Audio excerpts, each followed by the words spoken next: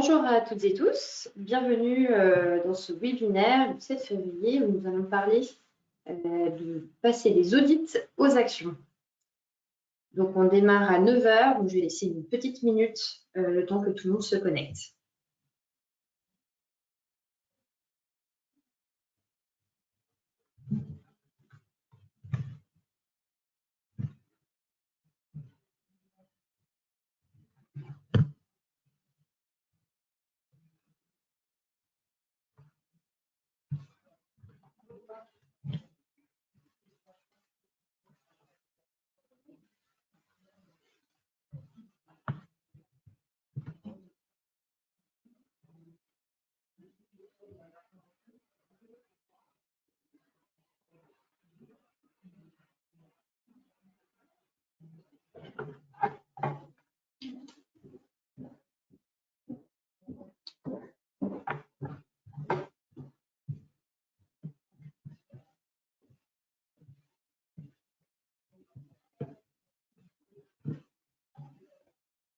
Bon, il est 9 h, je vous propose de démarrer. Donc tout d'abord, je me présente, donc Caroline Galetto, donc je suis responsable commerciale chez Sobre Énergie. Et aujourd'hui, je suis accompagnée de Nathalie, ma collègue qui m'accompagne en tant que facilitatrice. Nous avons un chat si jamais vous souhaitez poser l'ensemble de vos questions. N'hésitez surtout pas. On a dédié un temps à la fin de ce webinaire pour répondre à l'ensemble de vos questions. Donc aujourd'hui, on va se focaliser sur le passage à l'action une fois que l'on a mené un audit énergétique. Donc avant ça, on va vous présenter un petit peu Sobre pour faire un petit rappel pour ceux qui ne nous connaissent pas. Sobre Énergie, on est une filiale du groupe La Poste, de la Caisse des dépôts et des GIS. Et notre objectif est d'accompagner les entreprises et les collectivités dans la énergétique du bâtiment. Pour ce faire, on va allier ce qu'on appelle les 3 indispensables.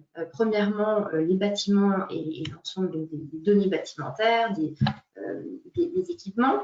La data, donc les données de consommation, éventuellement des données de capteurs, l'ensemble des informations que l'on peut récupérer liées aux consommations, et les hommes et les femmes qui régissent les bâtiments pour aller vers une transition énergétique de ces bâtiments. Un chiffre clé qu'il faut retenir, c'est que nous accompagnons aujourd'hui plus de 15 000 bâtiments, ce qui nous donne un vrai recul en fait sur les outils et facilite en fait cette sobriété énergétique. Aujourd'hui, nous avons un ensemble de clients dans le public et dans le privé, donc nous pouvons vraiment accompagner tout type de structure énergétique. L'agenda d'aujourd'hui, premièrement, nous allons faire un petit focus sur les différents audits qui seront réalisés sur les prochaines années. Donc, on va se focaliser sur 2023-2030. Puis, comment construire finalement son plan d'action pour atteindre cette sobriété énergétique. Voir comment on les met en place et comment on coordonne l'ensemble des parties prenantes. Et dernièrement, comment mesurer finalement l'impact de ces actions. Parce que c'est ce qui nous intéresse, c'est réduire les kilowattheures. Premièrement, les différents audits à mener sur les prochaines années. Donc, il y a un ensemble de réglementations. On est dans un contexte de hausse énergétique, du coût de l'énergie et une politique RSE qui prend une part prépondérante dans les stratégies à la fois d'entreprise et de collectivités. Donc, pour ce faire, l'audit est un outil assez puissant qui peut vous aider pour atteindre ces objectifs. On a par exemple dans la réglementation les audits d'ADU, donc qui doivent être publiés donc en 2023 et ensuite donc c'est tous les 4 ans, donc une nouvelle échéance en 2027 donc pour les entreprises assujetties. Également en janvier, donc sur toute l'année 2024, on a un ensemble de lois, des plans de sobriété qui objectivent les entreprises et les collectivités à la sobriété énergétique, et donc des audits doivent être menés pour savoir quelles actions vous devez faire pour atteindre ces objectifs. Et dernièrement, en 2027, pour rappel, donc on a l'échéance décret tertiaire de la modulation des objectifs. Donc, pour rappel, il faut, si vous souhaitez ou si vous avez besoin de moduler vos objectifs, monter un dossier technique de modulation pour savoir à quel point il faut moduler ces objectifs. Et pour monter ce dossier, il faut mener en amont un audit pour savoir sur quelles actions vous pouvez actionner, sur quelles actions pour des contraintes techniques, architecturales, patrimoniales, vous ne pouvez pas les mettre en place. Et donc, c'est ça qui fera l'objet de cette modulation. Donc, comme vous pouvez voir, on a un ensemble de critères, de réglementations qui poussent vraiment à mener ces audits pour atteindre cette sobriété énergétique. Mais ces audits doivent rentrer dans une stratégie et dans un système de management énergétique d'un parc. Donc, chez Sobre, on a défini déjà 2 parcours de sobriété qui poussent à la fois l'exploitation des bâtiments, donc c'est tout ce qui se passe à l'intérieur et qui régit les bâtiments. Donc, ça peut être l'occupation, les équipements, la façon dont on occupe et on habite un bâtiment, et l'investissement immobilier qui, lui, va s'intéresser plutôt à la coque ou la performance énergétique du bâtiment. On a une démarche qui est plutôt, on va dire, en entonnoir. Donc, premièrement, on va aller regarder l'ensemble de votre parc pour pouvoir l'analyser dans sa totalité. Ensuite, faire des arbitrages pour définir certaines priorités.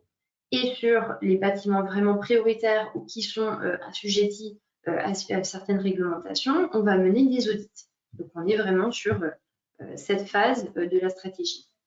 Une fois qu'on a mené ces audits, il va falloir passer à l'action et ensuite pouvoir mesurer les résultats.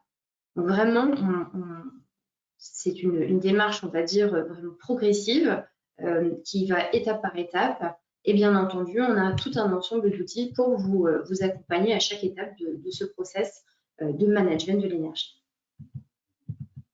Pour rappel, un audit énergétique est avant tout un outil d'aide à la décision. Il permet en fait de définir des scénarios d'action qui sont chiffrés à la fois en termes de coûts et de gains d'énergie pour vous aider à réduire les kilowattheures. On peut focaliser les actions sur, on va dire, 3 typologies d'actions. Premièrement, celles qui vont régir sur la l'efficacité énergétique du bâtiment. Donc là, on va être plus sur les réglages, le fonctionnement et la sobriété énergétique du bâtiment, qui, ça, c'est plutôt sur les usages et les comportements donc de vos occupants et de vos équipes techniques.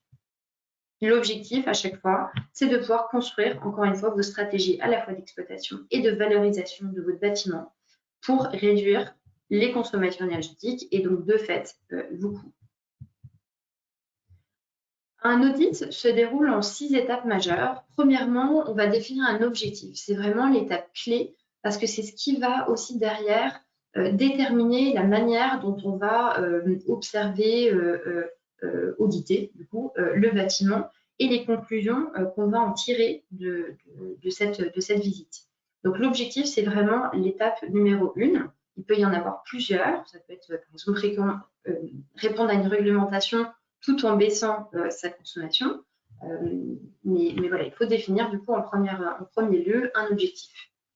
Ensuite, on va venir sur site, étudier votre bâtiment. On va également regarder l'état de consommation pour faire un état des lieux, une vision assez générale de votre, pas générale et précise tout de même, de votre bâtiment.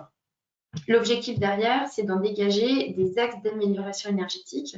Et donc, cela se fait grâce à des simulations thermiques dynamiques pour mettre en lumière l'ensemble des actions et des solutions pour justement atteindre vos objectifs. Et derrière, une fois qu'on a l'ensemble des solutions possibles, on va établir des scénarios de bouquet d'actions pour justement répondre à cet objectif qui a été fixé initialement. Et derrière, on va vous permettre de chiffrer à la fois en termes de coûts et en gains énergétiques ces scénarios, ces bouquets d'actions pour calculer ce qu'on appelle les TRI, donc les taux de retour sur investissement. Donc voici un exemple d'action typique que l'on présente dans nos audits énergétiques. Donc vous voyez, donc là c'est une initiation par l'intérieur, donc on va vous donner une description.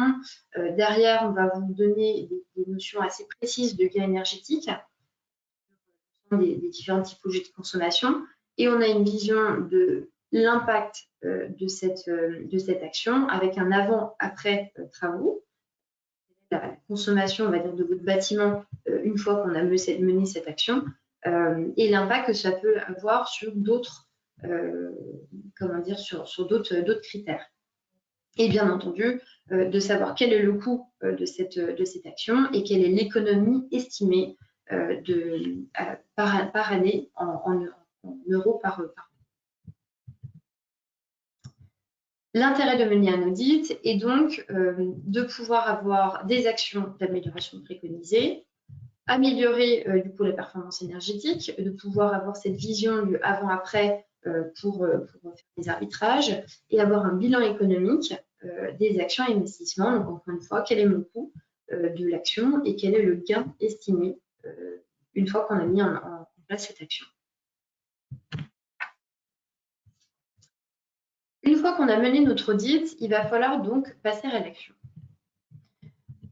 Aujourd'hui, nous avons constaté que tous les audits ne sont pas forcément utilisés. Beaucoup se retrouvent malheureusement dans les archives, même si tous les audits sont utiles.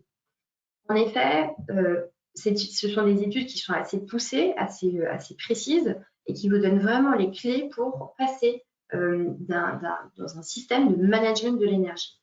Le management de l'énergie, c'est quoi? C'est de pouvoir arbitrer les actions du coup, selon vos objectifs, qui peuvent être multiples, déterminer ensuite sa politique d'action, déterminer les scénarios d'action et les plans pluriannuels, on va dire, d'investissement, et ensuite mettre en œuvre et piloter ces actions et s'assurer surtout qu'elles soient bien mises en place en heure et en temps selon les plannings déterminés. Donc, suite à un audit, on a un ensemble d'actions qui sont proposées. Il va falloir arbitrer ces actions, encore une fois, pour construire justement les plans d'action dans le temps. On a, pour rappel, des actions qui vont être liées à la performance. Donc là, on va toucher à la structure du site, avoir des gros travaux.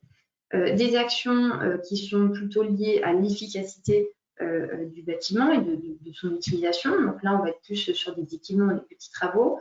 Et des actions qui vont être liées à la sobriété. Et donc là, c'est plutôt sur les comportements, les usages, éventuellement les réglages de vos équipements, du chauffage, etc. L'arbitrage de ces actions peut se faire selon plusieurs niveaux de priorité. Donc ça, ce sera des discussions qui seront à faire avec nos energy managers. Mais on pourrait imaginer certains arbitrages type l'impact des actions sur justement la sobriété énergétique, enfin le gain énergétique que peuvent vous apporter ces actions sur vos bâtiments. On peut également imaginer des arbitrages selon l'urgence d'intervention. Donc, s'il est urgent peut-être de remplacer, je sais pas, un chauffage, un système de ventilation, des éclairages. Donc là, il faudra faire des arbitrages selon l'état de vos équipements, par exemple. On pourrait imaginer un autre arbitrage selon certains financements, type des coups de pouce C2E qui pourraient exister sur une année ou deux et qui vous pousserait en fait à mener certaines actions avant d'autres. Donc l'arbitrage, encore une fois, c'est vraiment une discussion avec vos energy managers ou chez nous du coup en interne chez Sobre pour déterminer vos priorités et la façon dont vous souhaitez construire l'ensemble de vos scénarios. Et donc on y arrive. Une fois que vous avez donc vos actions, on va dire prioritaires, on va pouvoir construire vos scénarios pour atteindre vos objectifs et vous proposer plusieurs niveaux de scénarios. En effet, ils peuvent donc répondre à soit des objectifs réglementaires et ou financiers. Si vous avez vraiment un souhait d'aller chercher des gains d'énergie, ils peuvent prendre en compte plusieurs contraintes type interne et externe. Donc ça peut être les urgences d'intervention, des politiques internes, des souhaits, des objectifs voilà, divers et variés. L'objectif, c'est vraiment de répondre à vos contraintes, vos souhaits et là où vous voulez mener cette audit. Plusieurs scénarios donc, existent. Encore une fois, on va retrouver un peu les mêmes typologies. Donc les scénarios de sobriété, on va se focaliser sur des scénarios qui demandent peu d'investissement, mais généralement, le potentiel, on va dire, d'économie d'énergie, comme on le voit ici, par exemple, à titre illustratif, est plutôt limité en termes d'impact. Ensuite, on va avoir des scénarios avec des actions légères, mais qui peuvent avoir des impacts assez forts selon vos bâtis, et des scénarios d'action globale, où là, on va vraiment atteindre les performances énergétiques les plus puissantes. Ici, nous avons par exemple plusieurs scénarios. On va imaginer que c'est un bâtiment type bureau, et l'objectif, on pourrait prendre l'objectif de répondre à une réglementation type décret tertiaire, et l'objectif également, c'est d'aller maximiser ses gains d'énergie. Donc pour un bureau, pour rappel, vous avez deux types d'objectifs, soit en valeur relative, soit en valeur absolue. En valeur relative, par exemple, ce serait le scénario 3 qui vous permettrait d'atteindre vos objectifs, parce qu'on atteint les moins 60% d'économie d'énergie par rapport à une année de référence. Mais par exemple, si on prend en valeur absolue, le scénario 2 vous permet d'atteindre 83 kWh par mètre carré par an, qui finalement vous permet de rentrer dans les clous du décret tertiaire en termes de valeur absolue. Donc, si votre objectif est d'atteindre les objectifs du décret tertiaire, dans ces cas-là, on va plutôt favoriser le scénario 2 qui va avoir un investissement beaucoup moins important que le scénario 3, par exemple, qui vous permet d'atteindre un peu plus d'économie d'énergie, mais comme vous pouvez voir, on double quasiment les investissements à mettre sur la table. Donc, c'est toujours une question d'objectif. Quel est votre objectif? Répondre à une réglementation, réduire les coûts. Donc, tout ça, c'est une discussion à avoir avec les energy managers pour vous conseiller au mieux sur les actions à mener. Donc ici, on vous a mis plusieurs types de scénarios. Donc les scénarios 1, pour rappel, étaient des actions plutôt liées au réglage. Donc comme vous pouvez voir, elles sont, il y en a par exemple 4 ici. Scénario 2, là, on va intégrer des travaux plus légers. Donc on va rajouter par exemple l'isolation à l'intérieur de la toiture. Et le scénario 3, ça va être l'ensemble des actions possibles. Et donc là, on va avoir des actions un petit peu plus étoffées. Finalement, donc les scénarios ont pour objectif de vous donner un ensemble d'actions à mener, mais il va falloir ensuite les cadencer dans le temps selon vos moyens à la fois financiers et humains, selon vos équipes, pour créer vos plans pluriannuels d'investissement et éventuellement négocier vos budgets pour pouvoir les mettre en place. Donc il va falloir s'organiser en interne pour pouvoir les mettre en action. Pour cela, chez Sobre, on a développé ce qu'on appelle la digitalisation des scénarios, la digitalisation des audits. L'objectif, c'est de pouvoir intégrer dans notre outil l'ensemble des actions qui ont été préconisées et, comme vous pouvez voir, associer un coût et un gain d'énergie. Admettons, vous avez 10 bâtiments que vous devez auditer sur votre parc. Chaque audit, vous avez une dizaine d'actions. Ça veut dire que sur vos 10 bâtiments, vous aurez 100 actions à mener, à organiser dans le temps. Donc, ça fait un certain nombre d'actions. Donc, il va falloir en fait les travailler selon vos budgets, vos politiques d'investissement, vos capacités, encore une fois, à la fois humaines et financières. Et donc, pour cela, on a développé cet outil qui va vous permettre de regarder l'ensemble des audits, donc à l'échelle de votre parc, où on peut aussi filtrer par bâtiment et filtrer l'ensemble des actions par type de ROI, selon également votre stratégie. Soit vous souhaitez mettre en place des actions qui nécessitent le plus d'investissement et donc derrière qui vont avoir le plus d'impact, ou alors commencer par les actions qui vont avoir un ROI plus court-termiste pour, grâce à ces gains d'énergie, pouvoir financer de plus gros travaux, admettons. Donc, l'objectif, c'est vraiment de vous donner cet outil pour travailler et construire vos budgets et vos gains estimatifs en termes d'économie d'énergie. L'outil va vous donner aussi des projections, de vous montrer à l'échelle de votre parc ou de votre bâtiment quel sera l'impact sur vos performances énergétiques et les gaz à effet de serre pour vous projeter et voir si c'est conforme à vos souhaits d'un point de vue cadencement et impact. Et derrière, on va pouvoir avoir le détail d'un point de vue efficacité ou gain énergétique et financier de l'ensemble de ces actions sélectionnées. Donc, c'est un outil qui est assez puissant, qui va permettre aussi de justifier et négocier vos budgets à l'appui et de vous aider à planifier les choses dans le temps. Un point de rappel, c'est que les occupants des bâtiments ont un impact énorme. Enfin, vous pouvez vraiment vous aider à atteindre la sobriété énergétique. On estime que cet impact est de l'ordre de -5 à -15% si toutes les parties prenantes s'impliquent dans la sobriété énergétique. Donc, c'est vraiment les comportements des occupants ne sont pas négligés dans vos plans d'action. Donc, une fois qu'on s'est dit ça, on a l'ensemble donc on a mené notre audit, on a l'ensemble de nos actions et de nos scénarios, on a construit nos plans pluriannuels. Maintenant, il va falloir les mettre en place et coordonner l'ensemble des équipes pour les mener à bien.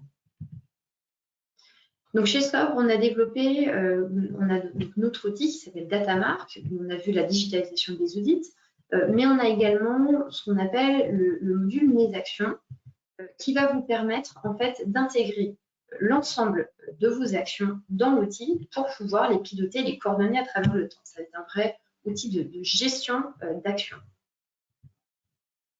Premièrement, une fois que vous avez vos plans pluriannuels d'investissement, il va falloir s'activer en mode projet pour vraiment déterminer l'ensemble des parties prenantes de projet, de ces scénarios, de ces actions à mener et de pouvoir planifier les choses dans le temps, donc mettre en place par exemple des comités d'organisation, de coordination pour pouvoir s'assurer que vous êtes dans les clous au fur et à mesure du temps. L'outil dans Datamark, qui s'appelle l'outil Mes actions, va justement vous faciliter cette tâche parce que, comme on s'est dit, on va intégrer l'ensemble des actions liées à vos audits, donc une action à un bâtiment, ou plusieurs actions à un bâtiment, y intégrer également du coup un référent technique ou un référent d'animation, par exemple pour tout ce qui est sensibilisation, on va peut-être pas forcément engager les équipes techniques, mais peut-être des équipes. Et donc l'intérêt, c'est de faire en sorte qu'on ait un référent, une date d'échéance qui a été convenue également en interne, et que l'ensemble de ces référents aient accès à la plateforme pour ensuite derrière valider ou non l'action menée, l'action qui lui a été donnée. Ça peut être, par exemple, un refus peut être pour une question technique, de temps, de contraintes de moyens humains ou financiers. Peu importe, l'objectif, c'est vraiment de suivre tout ça.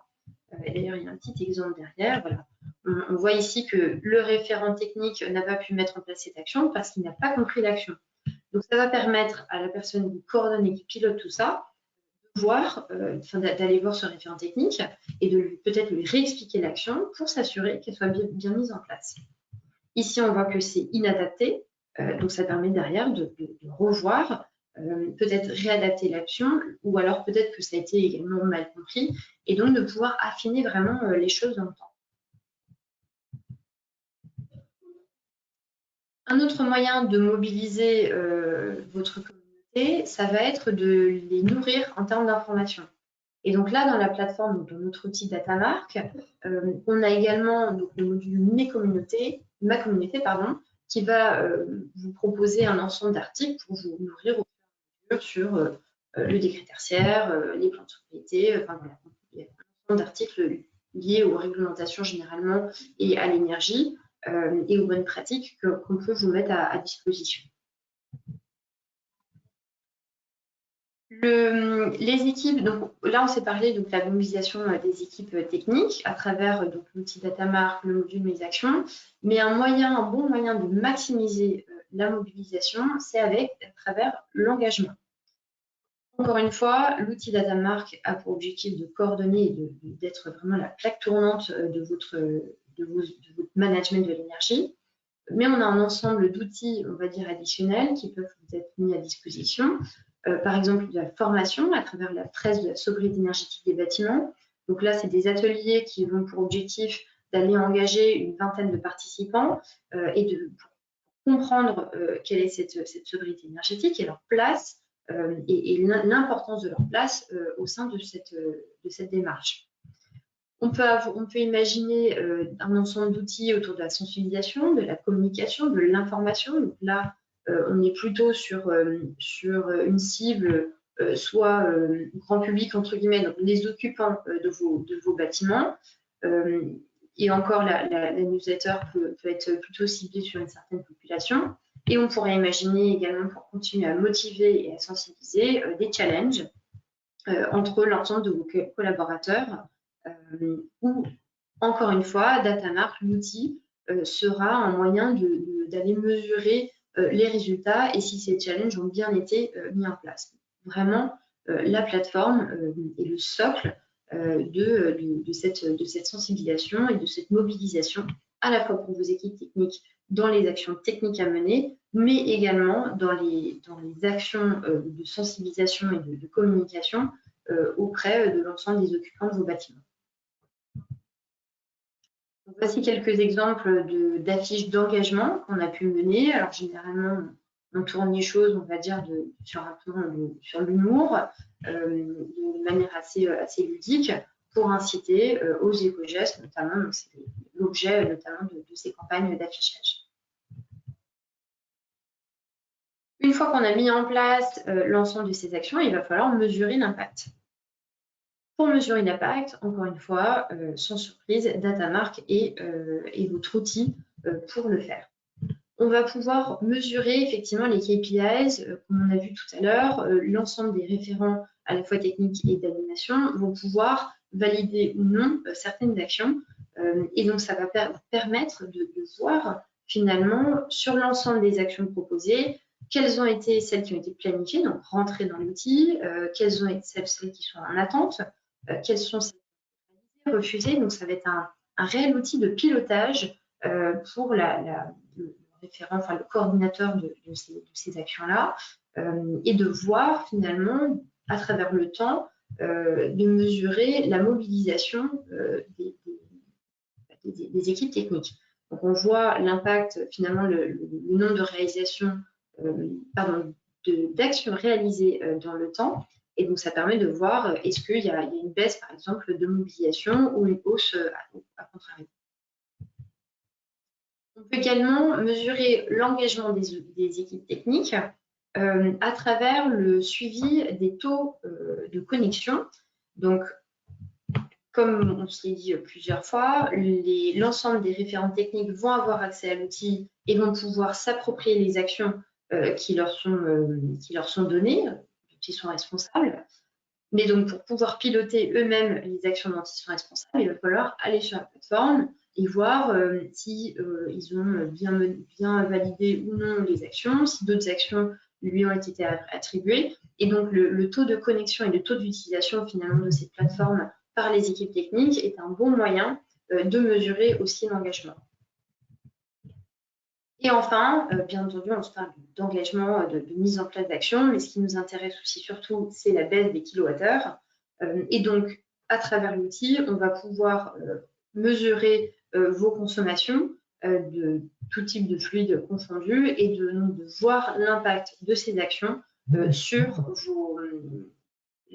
l'impact de ces actions, oui, sur vos consommations d'énergie. Donc, c'est la finalité de cette démarche, le management de l'énergie pour réduire vos kilowattheures. Et donc, on y arrive avec la mesure finale.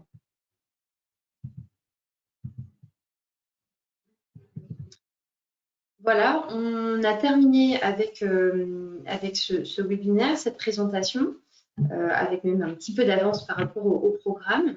Donc, je vous invite à poser l'ensemble de vos questions dans le chat.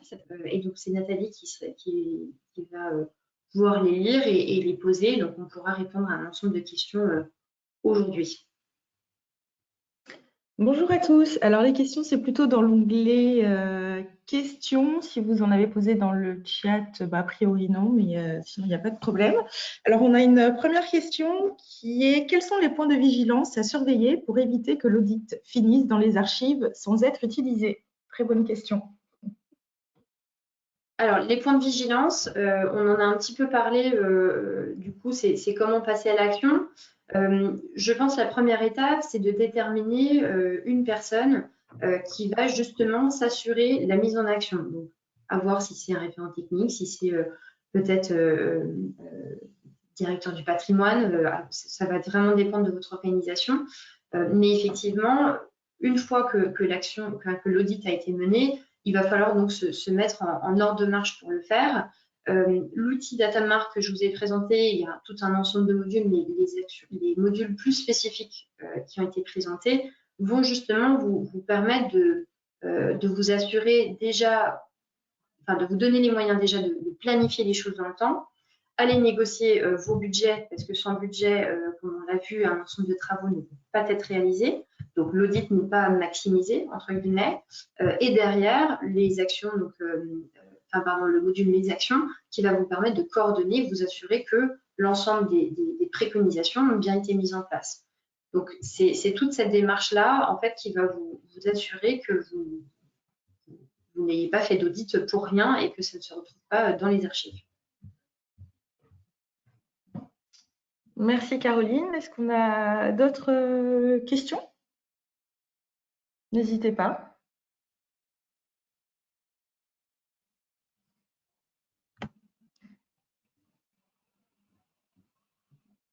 Bon, a priori, la présentation était très claire. On n'a pas d'autres questions. En tout cas, n'hésitez pas à nous envoyer vos questions. Caroline a affiché ses coordonnées, ainsi que Charlotte qui sera là aussi pour vous répondre.